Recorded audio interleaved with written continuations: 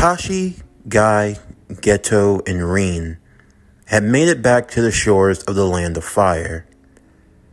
The first stretch of their mission was complete, but something felt off. It had been some time since they had been sent away by Satoru Gojo, as he engaged with the treacherous Toji Fushiguro, and he hadn't returned. Toji Fushiguro, formerly of the Zenin clan of the Hidden Leaf, served as an elite captain of the Anbu Guard. Of course, he was not one without controversy. The Zenin clan, among many of the clans of Konoha, were praised for their talents in the art of Jujutsu. But he was born without the affinity for the talent. Still, despite being ostracized by his clan, he rose through the ranks. He served in many Black Ops operations during the Third Great Ninja War. But then, one night changed everything. It was a routine assignment, the assassination of a political figure in another land. It was to help provide stability and to help gain an advantage in the war, but Toji had other plans. His squad was sold out to the enemy, entirely destroyed. Toji left the Hidden Leaf and had now been marked in the bingo books. The Zenin clan saw this as a great opportunity to finally rid themselves of a headache. Although his actions had brought great shame to the clan, the head leaders of the Zenin saw to it personally that they would hunt and kill Toji. A few of their members had even managed to run into him, only for their heads to be sent back on a pike. But now there was no mistaking. He had colluded with the Hidden Mist village, but for why, they weren't sure. As Rin had gained consciousness once again, before she even had time to tell them what was going on, a platoon of S-rank Mist shinobi would begin chasing them. The four would find themselves on the run, as Rin would tell them the unsavory truth. She had the Three Tails sealed inside of her, and she was being used as a bomb. The Three Tails? Kakashi and the others looked terrified at that news. Jinjurkis. They were powerful beings, not ones to be taken lightly. Cursed demons sealed inside of humans to gain extraordinary power. You're saying that you have the Three Tails, Rin? That's not good. But why would they seal inside of you? They're going to use me to destroy the leaf. Then we can't take her back to the village. But where else can we go? We need reinforcements. If we keep going in that direction, there's no way we'll be able to stop them, and there's only one way. You have to take my life. You have to. I'm not doing that, Kakashi yelled. We'll find a way. We'll figure it out. We just have to look out! Guy would push them down as the Mist Shinobi would begin attacking. There was almost 50 of them. Kakashi would use his summoning jutsu to summon Paku, the ninja hound confirming their numbers as well as their location. They have you boxed in 3 different directions. If you choose to go to the left or to the right, they'll be swarming in to go after you. But if what you said is true, then it's obvious why they're doing it.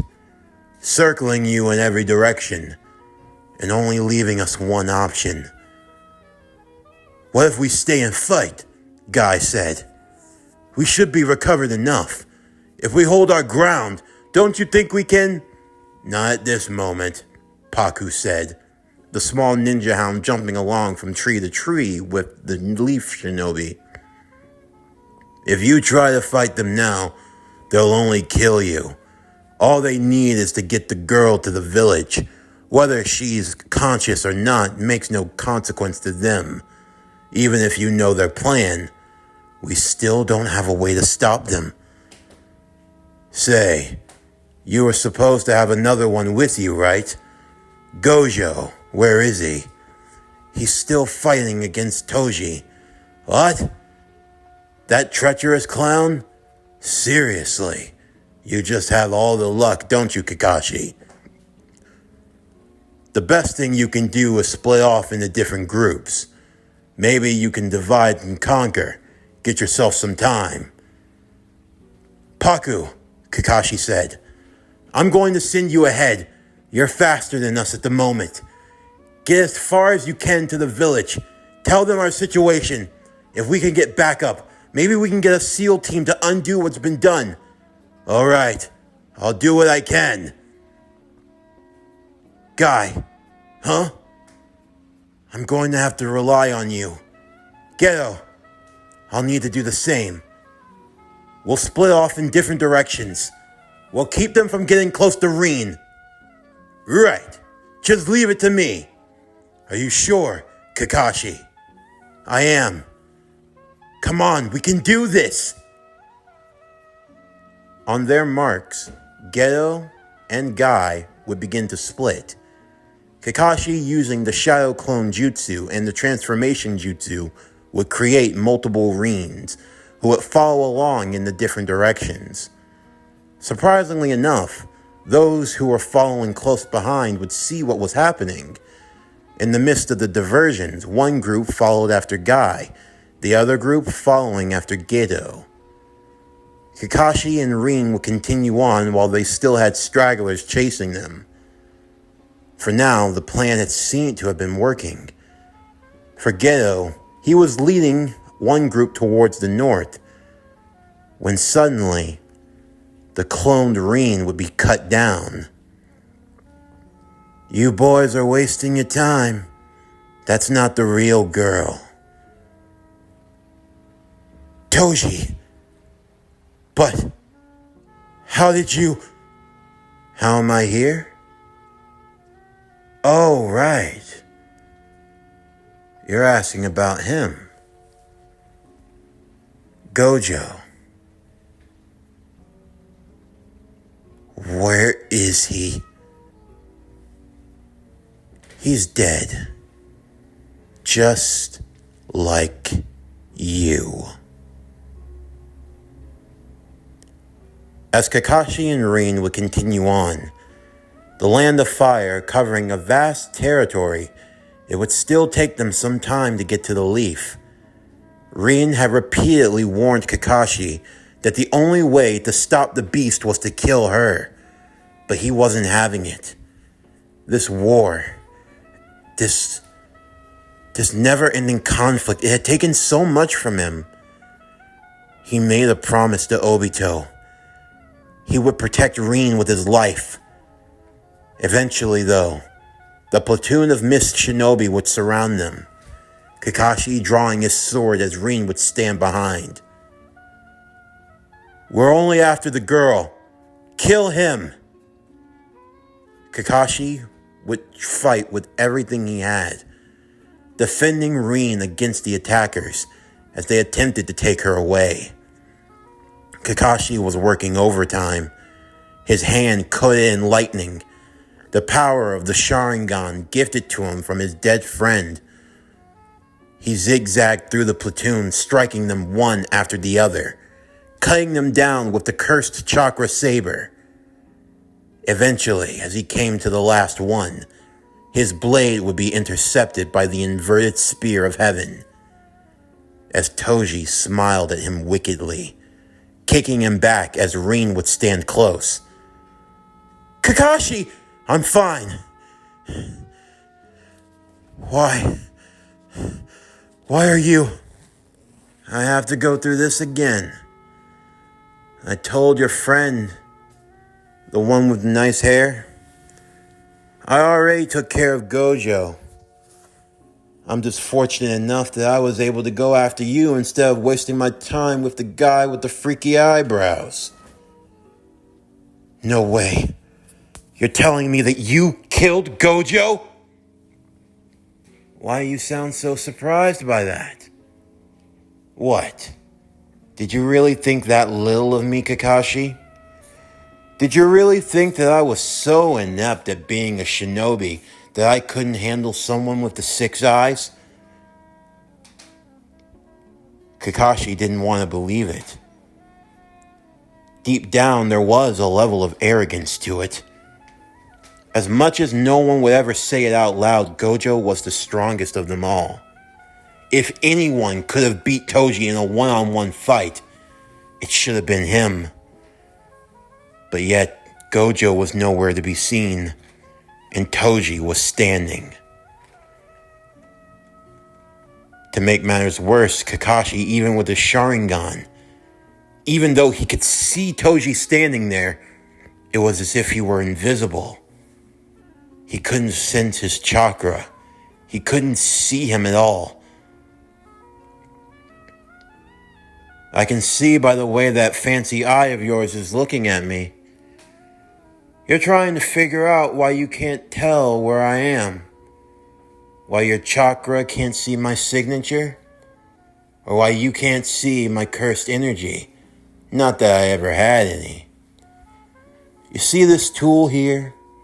Toji said, spinning the blade. It's called the inverted spear of heaven. It's a special treasure. You could say it's the unofficial 8th sword of the mist.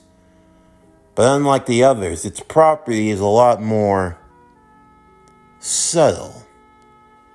You see, when anyone's holding it, it masks their very presence. As long as I hold this blade, I'm completely invisible. The Sharingan, Byakugan, the 6 eyes, hell, maybe even the legendary Rinnegan wouldn't even be able to spot me. I become the boogeyman. You're a traitor, Kakashi said. You betrayed the leaf. I only did what needed to be done. You're too young to understand, but I figured someone like you would get it. After all, the White Fang, a man that I trained under, a man that I respected, he lost his life because the village betrayed him. Don't speak about my father. I'm only telling you the truth. Your father was a true hero of Konoha. He was someone who understood the people were what mattered. But, unfortunately, our world is ran by a bunch of old farts who don't know any better. The only people that they see are the ones who hold power and can make them money. Politics, bureaucracy, it ruins everything, every facet of life. Is that what all this is about? You wanted to give me a lecture? No. My wife, well, the woman who would have been my wife, she's a part of the Uchiha clan. Now, the Zenin disowned me long before I did what I did, but when they found out about her, they got interested. Suddenly, they were so caring and accommodating. They basically strong-armed her into the compound. And sadly enough, our great third Hokage is nothing but a kiss-ass.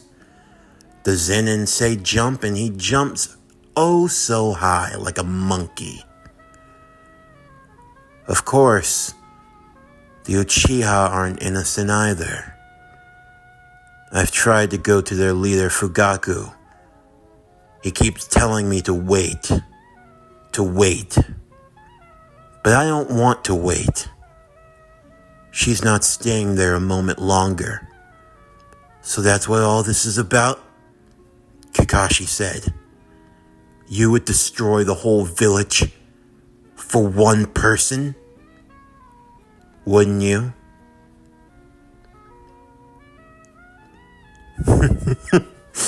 No. I shouldn't ask you that. You don't even know what it means to love. To have someone in this world who means the most to you. Someone you would do anything for. I wouldn't expect you to get it. After all, you're just a ninja, right? No different than me. You have your duty, and I have mine. I'm not saying that I don't understand, but you're wrong. And now, you'll endanger the lives of everyone in the village, all for your own selfish desires. Call it whatever you want, Kakashi. In the end, what's the point in us even talking right now? It won't change anything, not for you or for me. I will get her back, and I don't care how many lives I have to destroy to do it. Kakashi raised his sword and faced against Toji. And I won't let you get anywhere near the village. I really am sorry, Toji. But you're going to die here. The two would begin their clash. Kakashi had to use only his natural eyesight. As long as Toji held that blade, he was invisible. Even while he could see his body, he couldn't sense him at all. Kakashi had to work overtime. Every moment that Toji entered into his blind spot, Kakashi had to stay at the ready. Kakashi could notice, though, that there was one thing that gave him an advantage. Toji had to keep Rin alive. That was the only thing he had working for him, and Toji knew it. The few times they had gotten close to Rin, Toji would pull away at the last moment. You have the nerve to judge me, and yet you're using your friend as a shield. Not so gentlemanlike of you, Kakashi. But then again, what else could I expect from a ninja, right? All that matters is that you win. It doesn't matter how many lives you destroy. It doesn't matter how ruthless you have to be, how dirty you have to play. Whatever it takes, right? To fulfill the mission. Their blades would clash once again as they began jumping from tree to tree under the cover of night in their battle. Every moment that Toji ducked behind one of the tree trunks, Kakashi would panic, only for him to reappear using the body flicker at the last moment. Kakashi would jump to the ground, only to feel around his ankles as Toji would attempt to use the headhunter jutsu to pull him underneath before attempting to cut off his head. Kakashi would respond by enveloping his body in a cloak of chakra infused with lightning release, breaking himself free as he went after Toji once again. To make matters worse, Toji also fought with the aid of a cursed spirit, a large worm wrapped around his torso, and on the other end of the Spear of Heaven, there was a chain that seemed to stretch endlessly. It gave off impressions similar to that of the chains used by Kushina Uzumaki, the wife of his teacher Minato. The chain was difficult to cut, and Kakashi found himself almost being wrapped around by it a few times. Toji was keeping him honest in this fight, and for Kakashi he was running low on energy. As they went deeper and deeper into the forest, Rin would follow after them. She was worried about Kakashi. She had already lost one friend. She didn't want to lose another. But there was also something else. Something that she had to steel resolve in her heart to do. Before she did it, she would say a prayer. And she would hope that Kakashi would forgive her. As Kakashi would duck and take cover behind another tree, Toji's voice would mock him from a distance. "How long are you going to keep this up, Kakashi? I have to admit, you use that Sharingan better than even some Uchiha I've fought. But I can tell it's tiring you out.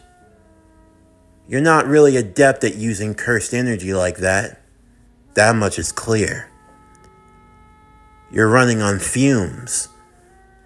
But how long? How long can the human spirit keep you going? Maybe a few more minutes at most. You're dead and you don't even know it yet. Is this really how you want to go out? You know, you would think, after seeing your father off himself, you would have learned from his mistake. You're giving everything to a bunch of people who don't give a damn about you. I'd be willing to let you walk away now, but we both know you're not gonna do that." "Huh?"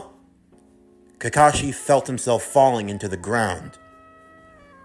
"Earth style, mud swamp jutsu." Kakashi would throw ninja wire around his blade, wrapping it to the branch of a tree as he pulled himself up from the sinking ground. The moment he did, the yell of Earth-style Earth Bullet would ring out through the forest, as tiny pelted rocks would shoot at high speed toward Kakashi's body, sniping him in the left arm, blood running down his torso as Kakashi would fall to the ground as well. He had no idea where Toji was coming from, and then suddenly he was upon him, the inverted spear of heaven already plunging down towards his chest. Kakashi would move at the last moment, but he would be slashed in the back as Toji would continue the chase. A predator chasing after a wounded beast that he was ready to kill. At this point, Toji was simply playing with his food. There were probably a few times already where he could have killed him, and Kakashi knew it. He just wants to toy with me before he takes my life. Kakashi knew this, and he knew that the only way to win was to play on that factor. If Toji was going to play around, then he was going to make him regret it. At the last moment, Kakashi would use a smoke bomb, creating a shadow clone. The clone would jump out and attack at Toji, while Kakashi would have to run through an extra set of hand signs with one good hand. As Rin got closer to the battle, she could begin to hear birds chirping. As the clone would launch itself towards Toji, he was easily able to dispatch of it. And as the smoke cleared, he saw Kakashi standing there, his right arm held up, and holding in it lightning. Ah, the famed Chidori technique that I've heard so much about. I hear it's the fastest way to someone's heart. Wouldn't you like to know? Still, I'm kind of confused. That attack works best if someone doesn't see it coming. It doesn't matter. I can't miss from here. So you really want to get that close and personal, huh? Toji began swinging the inverted spear of heaven on his chain. The second he gets close to me, I'll cut his arm off, and in one clean swing, I'll lop off his head.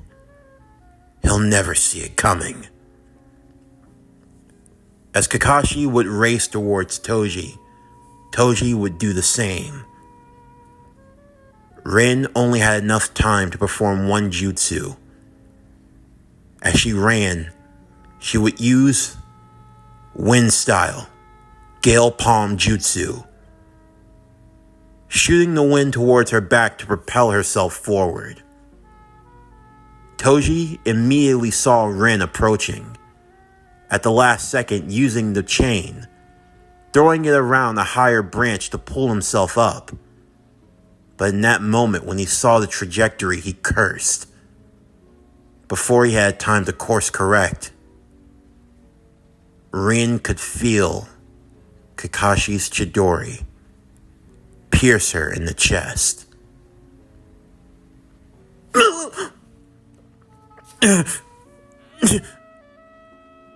No. No. No, no, no. Rin! Rin! Rin! Why? Why did you? It's okay, Kakashi. No. I have to. It's okay. Kakashi. No. You idiot. You ruined everything. Just then, 20 more mist shinobi would arrive. Toji, however, his bloodlust could be felt by all of them. You were supposed to keep the girl going towards the village. I'm sorry, sir. She gave us the slip. We tried to get her as soon as we can, and the whole operation's gone. She's dead. That means the beast is gone too. What? No. Maybe we can still revive her and it's over. All of this was for nothing. Do you know how much I've sacrificed just so you could? No one paid any attention to what had happened next. Kakashi's panic and exhaustion. He passed out almost immediately as Rin fell towards him. But there was someone else. What the hell?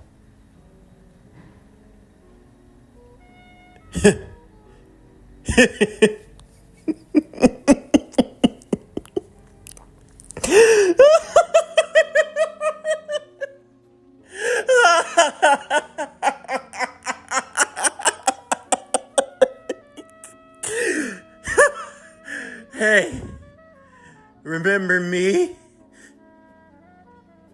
I thought you killed him, sir. How are you still alive? Are you for real?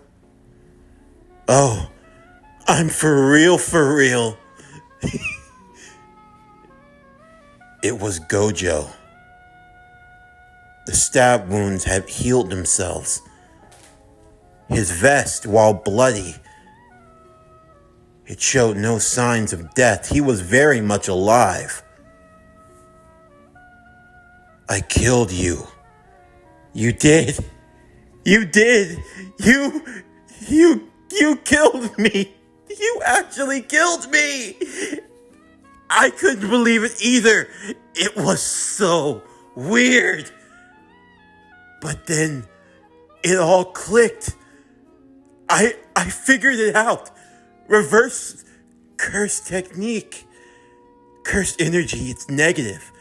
Even when you amplify it by itself, it doesn't regenerate. But when you amplify it against itself, instead of adding, you multiply. You can't add two negatives, no. But when you multiply a negative to a negative, that's when you get positive. That's when you get reverse curse technique. You brought me to the brink of death. And now, I have never felt more alive.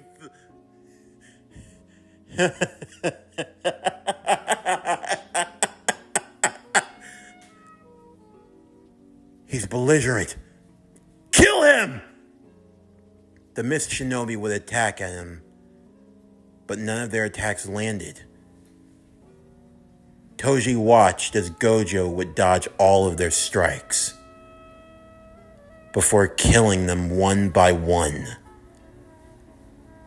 He seemed to be calm, as if he had gained a new revelation, a new sense of inner peace. For Gojo, it was like they weren't even there. In one fell swoop, the mist shinobi would fall. Toji, having no choice, would be forced to retreat. As Gojo watched him attempting to escape, he held up his hand, a fusion of blue and red, until finally he was left hollow purple. One shot. Toji would use the inverted spear of heaven to try to block it. The blast would clear a radius for miles upon end. A large explosion would follow soon after. And in Gojo's eyes, a nobody like him couldn't survive that. However, when he turned to Kakashi, he saw that Rin's body was gone. As he went over to his comrade, he saw that he was unconscious.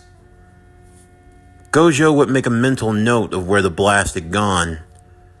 After he got Kakashi to safety, he would go back to scope the area. Perhaps he could make sense of what had happened in his absence. Oh yeah, Suguru. I have to get him also. Meanwhile, the blast, it did some damage. For Toji, he lost a good left arm. The spear of heaven knocked off to who knows where. The cursed worm around his body would slither off of him before spewing out of its gut Rin's body. In the midst of the commotion, he had managed to snag it. Not that it could do him any good.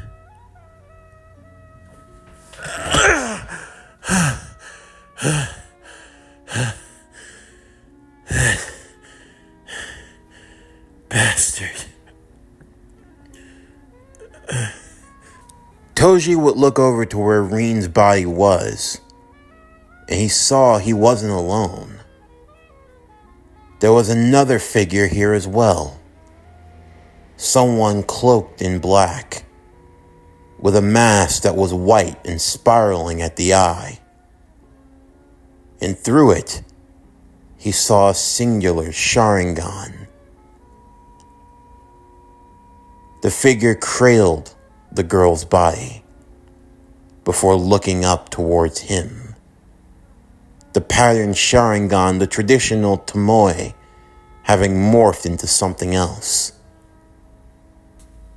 The Mangekyo, Toji said through bated breath, trying not to cough up the blood spewing in his mouth.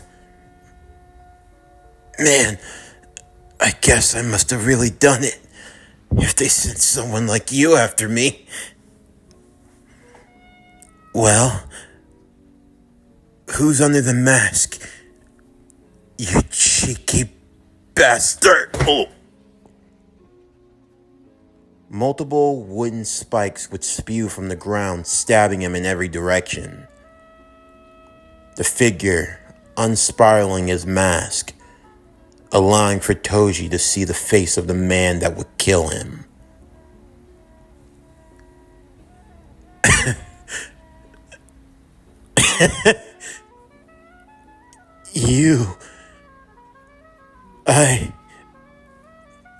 We thought you were dead.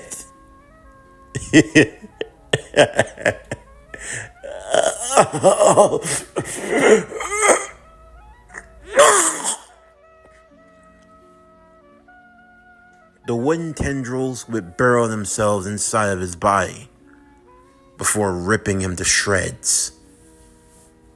The blood that sprayed out and fell to the ground like rain as Obito cradled her in his arms. For now, I am truly in hell. Shortly after, Reen's body would be recovered. While the plot to destroy the leaf had been averted, this mission had scarred many for life. For Kakashi, for Geto, and for Gojo, they found themselves drifting into different paths. His near-death experience with Toji had awakened him. With Gojo's power, the Six Eyes, reaching itself into new heights. He perfected his technique along with his Limitless. As for Kakashi, he became recluse. And now he found himself working in the Anbu Black Ops, alone. But for Geto, there was no one around for him. The war, it drew to a close. It didn't change the fact that some of his closest friends were killed, and that the only reason why the fighting didn't continue was due to the third Hokage finally growing a backbone to end the chaos. But what happened? The people clamored for a new Hokage because it wasn't justified for the war to end after everything they had lost. They wanted more. More bloodshed, more fighting, more chaos. Because it wasn't enough. No. It didn't matter that countries had been leveled, lives taken, families ruined. The people still clamored for more. The people who hid in that village and had never picked up a kunai a day in their lives. Oh yes, to be a part of a hidden village, it was wonderful. Protection from shinobi, protection from the cursed spirits of the world. But only for the ones that had to fight the battles, the demons, the nightmares. He had no one. And for Geto, he wondered why he was doing this. He wasn't like Gojo or even Kakashi for that matter. He didn't hail from some great and powerful clan. No, his family, they were simply farmers. They lived in a small little patch of land in the leaf, selling their vegetables in market, fishing, living an ordinary life. But he aspired for more. He joined the academy. He studied. He worked his ass off. He climbed the ranks. When war came, he happily joined the fight. He went to different countries. Killed. Learned to take a life as easily as it was to draw breath. And cursed spirits? Oh, he went from being a low 4th grade to being able to go toe-to-toe with even some special grades. And when the job was done, when it all needed to be cleaned up, he swallowed it, figuratively and literally, eating away at curses, his technique, his great gift, eating something that tastes like a dirty dish rag. But all of it came to a head. There was an outpost. a village known as the Hidden Star Village. The Hidden Leaf had been sent. It was a minor nation, of course. There had been some calls, disturbances with cursed spirits in the area that needed to be dealt with. The village was low in funding, and the platoon that had been sent there to deal with the investigation couldn't be bothered. Geto decided that, like a good little soldier, he would handle it himself. But only there were no cursed spirits. There were 2 girls trapped in a cage with seals placed on it. The girls looked malnourished and they looked like they had been tortured. "Thank goodness you got here. We trapped the spirits. Now you can exorcise them. The Hokage says you can." "They're just children." "Don't be deceived. They're spawns of the devil. They're monsters. We're paying you good money. Now get rid of them." "I want to go home. Please." "Hey, my name's Suguru. And you are?" "I'm Mimiko. I'm Nanako. Mom and Dad, they were demons. They tried to protect those monsters. We killed them. But they are too great for us." "You killed their parents?" "Their family is evil. Please. We have been plagued ever since these children were born. We are not like other nations. We saved what money we could. We have give you whatever you want. Just please." "I'll handle it. Will you all please just follow me outside? It'll only take a moment." Geto turned back to the girls. "I want you to cover your ears and close your eyes. When I come back, I'll take you somewhere. You want to leave this place, don't you?" The girls would nod. Geto would smile, promising that he would get them when it was over. The incident would be known as the Massacre of the Star Village. There were no survivors. When word came to the Hidden Leaf, Gojo stood in the office of the newly elected Hokage, Minato Namikaze. Along with him, Special Jonin, Yaga Masamichi. The news that they had to give. "What did you say?" "You heard him the first time," Yaga said. "Don't make him. Don't give me that! Geto would never. He wouldn't. He. It was him," Minato said. "Bullshit! There's. Gojo. No. He just. Geto. Why would you?"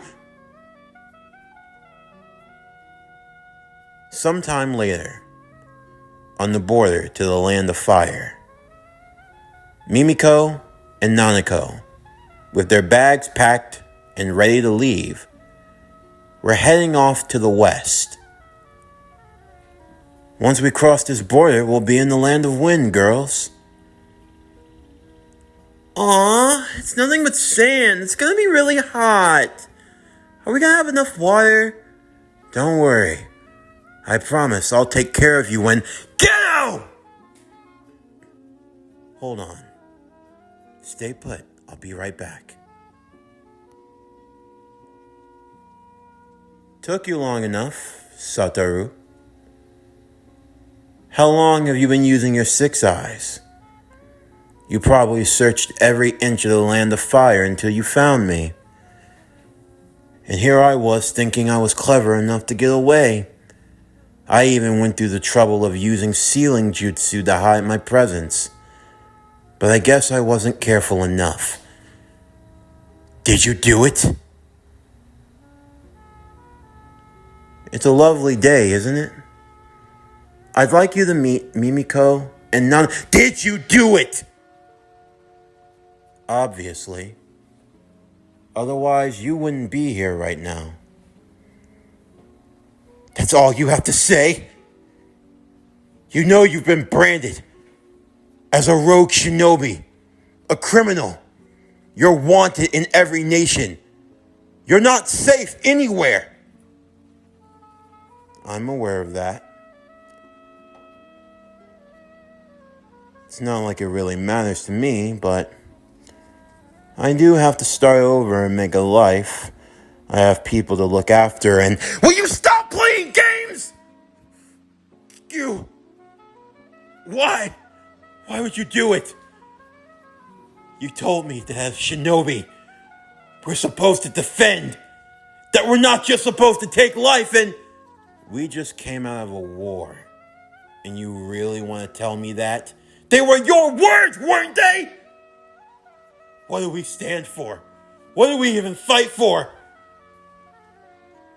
Just tell me. What exactly are you trying to do? There's nowhere for you to run. There's nowhere you can hide in. Who says I'm running? I have my own goals, my own dreams, my own ambitions that I want to pursue. Let me make this perfectly clear to you, Satoru. I'm not running from anything or anyone. And I damn sure don't need a reason to run from you. What I want is to create a world free of pain and suffering. A world free of war. Free of cursed spirits. But the only way that can happen is if all non-sorcerers, if all non-ninjas are removed. You're insane. You can't pull that off. It's impossible to... There was once a great shinobi who was said to be able to terraform the shape of the world. That with just a wave of his hand, he could rewrite all of reality. A wish maker, you might say. They called him the Sage of Six Paths. Do you believe that to be a fairy tale? Do you believe that it's impossible? The Sage of Six Paths? That's what all this is about? What? You think you're gonna be the next coming of the great sage? And even if you could take that power, what makes you think that you get to decide? Because that's how the world works, Satoru. The first Hokage was called the God of Shinobi.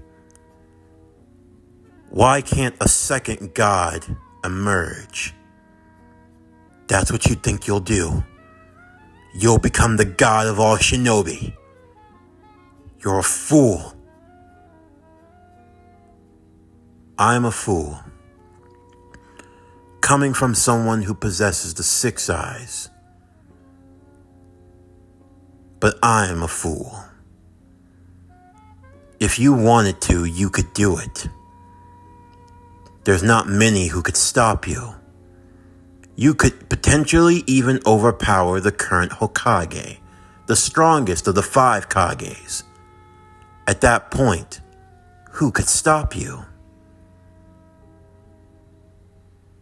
Tell me something.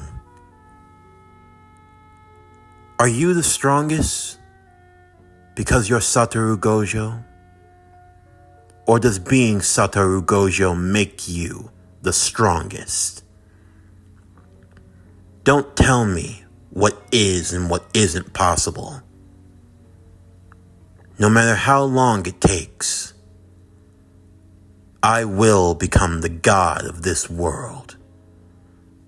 A god who will surpass even you.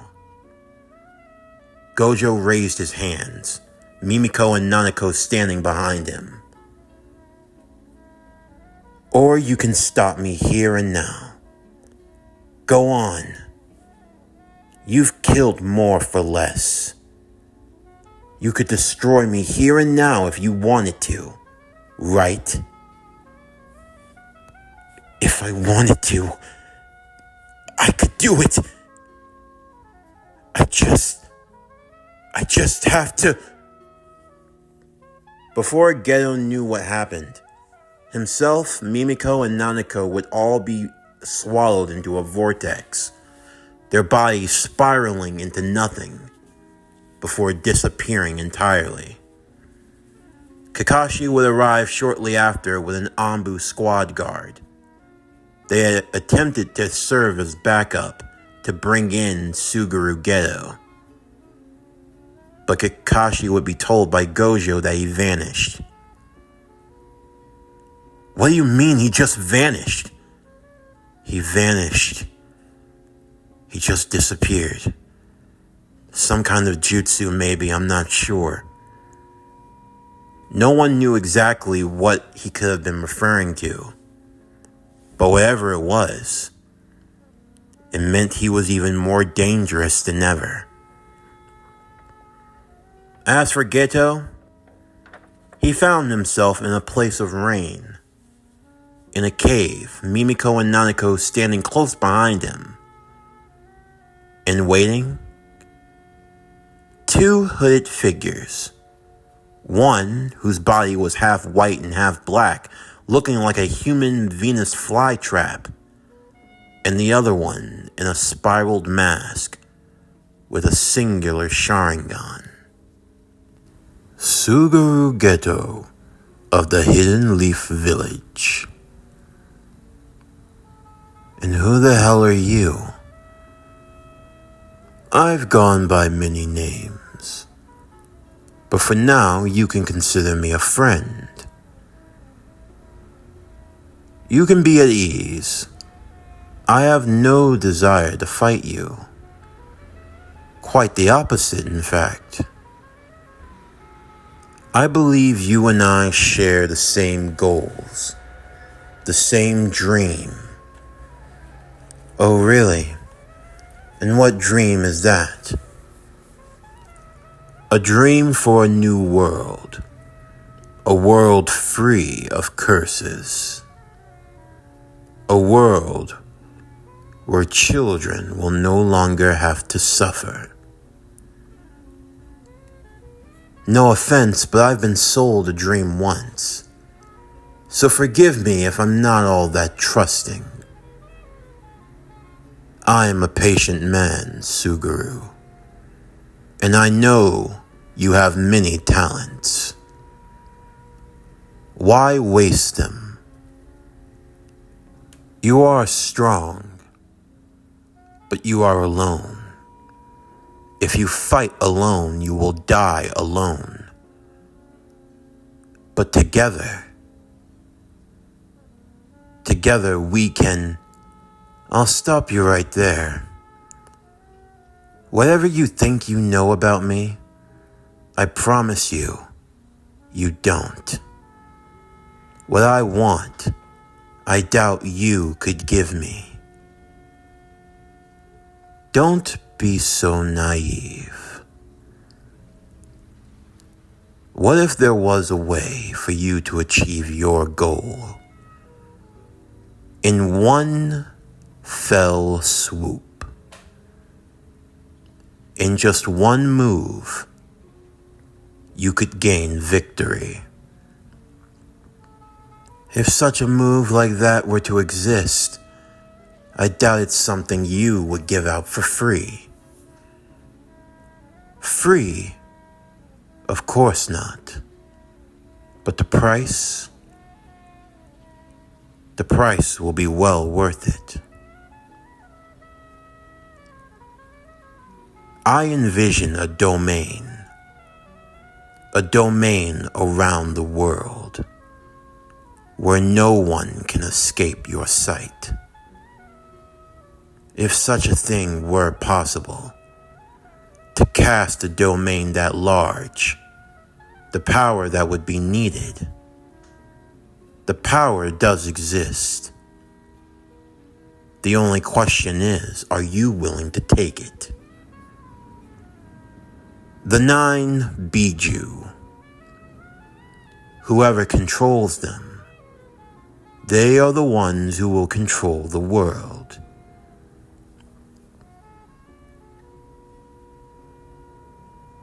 Who are you? Geto would ask. You can call me Madara. Are you actually joking right now? You're Madara Uchiha?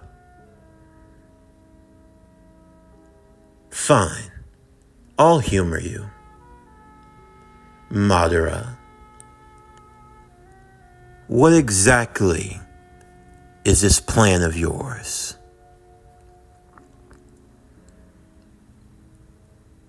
Infinite Tsukuyomi. A world under one domain. This concludes Naruto, King of Curses. What if Naruto was a Jujutsu sorcerer? The Cursed Jinjurki Arc, Part 3, the finale. First and foremost, I hope you guys have enjoyed this little 3-part mini arc that I've put together. Essentially, what I'm doing is laying down the groundwork for what the bulk of the main story will be going forward. Again, this story is a blend of Naruto and Jujutsu Kaisen. It's not just one universe dominating over another one, but this is supposed to be as blended of a world as it can be. A blending of the characters, a blending of arcs, of styles, of the power system. So just keep that in mind when you're enjoying the story. It's not supposed to be just, Naruto characters dominating Jujutsu Kaisen characters, or Jujutsu Kaisen characters dominating the Naruto characters, but it's a blend of styles. You're going to be seeing new concepts, an expansion of old concepts, the merging of different ideas and fighting styles together to create something truly unique. And I think this arc would be a good imitation of that, a blending of the Kakashi arc along with the Star Plasma Vessel arc. That's essentially what this first arc was. So this is just a little idea of what's going to be going forward as we continue with this series. Stay tuned next time as we continue with a special one-shot presentation that will cover the events of Naruto's birth, and along with a few other side projects that we're doing before we dive into the main story proper. But that's going to do it for the end of today's video. I'm Javon Harrington with PowerCore Productions and Podcastings, signing off, and I'll see you next time.